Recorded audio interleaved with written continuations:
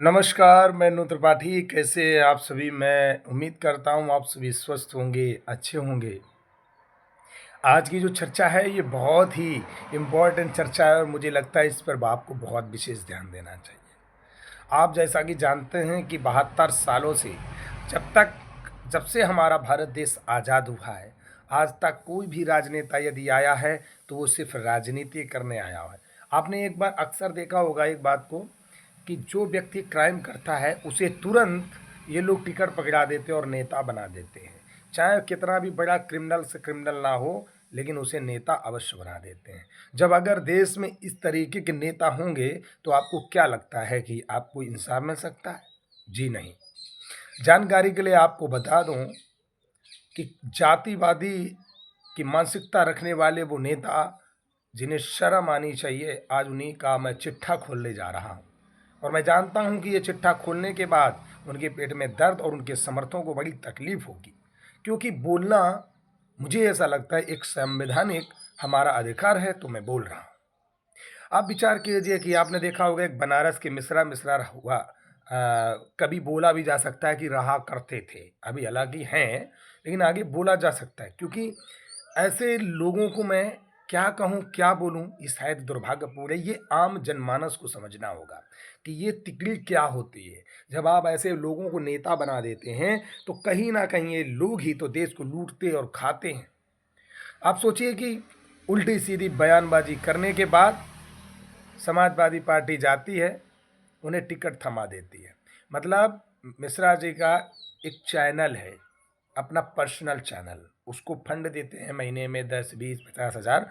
वो रात दिन जैसे अब मेरा चैनल है, मैं रात दिन इसी पे लगा पड़ा रहूँ, करते रहे। एक दिन उन्होंने बढ़िया सा साजिश बनाई, क्या पता है, दो चार गुंडे लगा करके अपने आप को ठुकवाया और बता दिया कि मुझे मोदी मरवा रहे हैं, और बस इतना कह के एडमिट हो गए भाई साहब।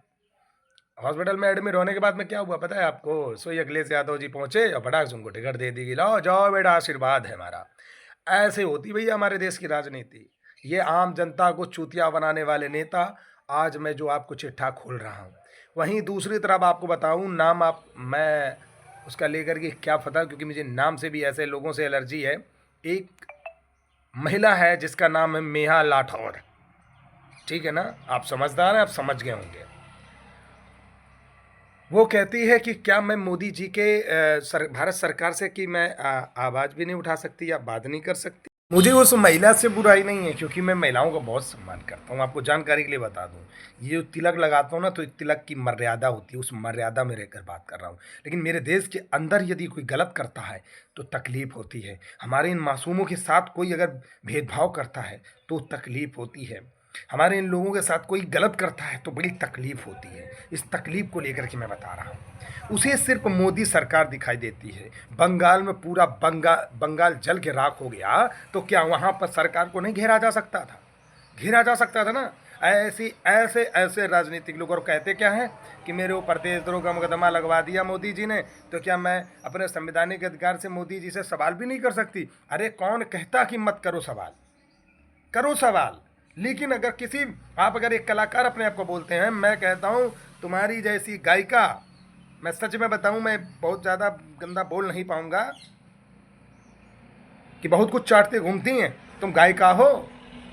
गायक का कोई धर्म और मजहब की बात नहीं करता, गायक कोई कभी जाति सूचक शब्दों का इस्तेमाल नहीं करता, गायक कभी सरकारों और अन्य सरकारों में भेदभाव नहीं करता।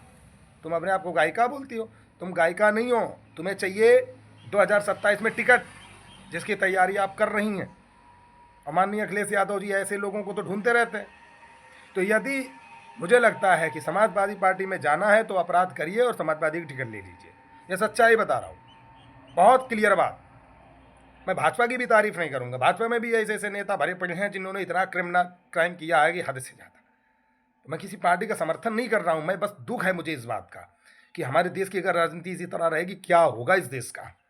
उसके बाद नगीना के भावी सांसद, जिनको हमारे दलित भाइयों का मसीहा बोला जाता है, हालांकि मैं फिर बता रहा हूँ, लोगों को तकलीफ होगी, होनी चाहिए इस तकलीफ को, क्योंकि बहुत ज़रूरी है।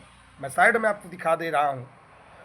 सोचो, जहाँ पर अखिलेश यादव को वो दलित विरोधी नेता बता रहे हैं, आप सोचिए, जिनको बोलते हैं चंद्रशेखर रावण ने एक पत्र जारी किया है उत्तर प्रदेश सरकार के लिए कि 2012 से 2017 तक के जो बीच में दलित विरोधी सरकार रही, उसके कारण वैकेंसी और भर्ती नहीं हो सकी, उस भर्ती को लागू किया जाना चाहिए। अब आप सोचिए, यानी कि समाजवादी पार्टी भी दलित विरोधी है, लेकिन हमारे दलित भाइयों को लगता है कि नहीं नहीं, समाजवादी बड़ी अच्छी है।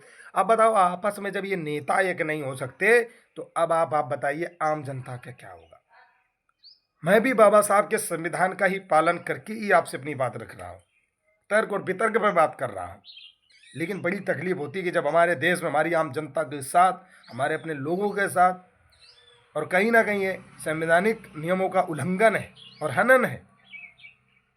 आज हमारा गांव का एक ग्राम प्रहरी, जिसके लिए रात दिन में मर रहा हूँ, इतनी मेहनत कर रहा हूँ, लेकिन रिजल्ट क्यों नहीं आ रहा भाई साहब? पता है, क्योंकि ईमानदारी से काम कर रहा हूँ। आज मैं भी क्राइम क्षेत्र में होता, मैं भी अपराध कर रहा होता, तो शायद मैं इस काम को बड़ी आसानी से करा ली गया होता।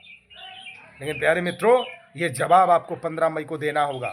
और मैं आज आपसे एक ही अपील करने आया हूँ कि सन 2027 में, उसके पहले यदि इस विभाग का उत्थान नहीं होता है, तो याद रखना, नोट नहीं तो वोट नहीं, किसी भी पार्टी को वोट मत देना। ये मेरा हाथ जोड़कर निवेदन है। ये सब नेताओं ने इस देश के अंदर आप जैसे लोगों को सिर्फ गुलाम बनाने का प्रयास किया है। नमस्कार, जय हिंद, जय भारत। यदि हमारा वीडियो अगर सच में चुभा हो और सच्चाई से भरपूर हो, तो वीडियो को शेयर करना, क्योंकि सच हमेशा शेर सुना करते, नामर्द नहीं।